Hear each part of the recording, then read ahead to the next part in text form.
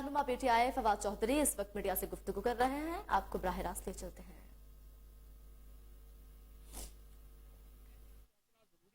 और हम इंशाअल्लाह ताला किसी को इजाज़त नहीं देंगे कि वो इस तफ्तीश को जो है वो हिंडर करे, उसको ऑब्स्ट्रक्ट करने की कोशिश करे, उसमें रुकावट बने, ये हम इजाज़त नहीं देंगे। और इंशाअल्लाह ताला इस तफ्तीश जो है वो हक़ाइक़ के मुताबिक जो है आगे बढ़ेगी।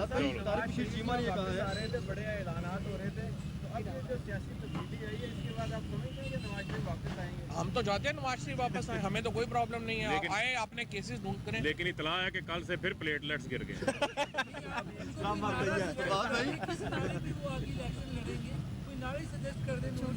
उनको यही हो सकता है, उनको तो अब नारा यही हो सकता है कि नवाज शरीफ लाओ प्लेटलेट्स बढ़ाओ। तारिक चीमा ने कहा है कि उन्होंने किस बात में इस सिनेरियो में जो बात की है कि हम दोनों सूबों में ज़मीनी इलेक्शन करवा देंगे, ये कैसे मुमकिन है? तारिक बशीर चीमा को ना वो पूछ रहे हैं ना हम पूछ रहे हैं, वो बेचारा ऐसी बात नहीं करते।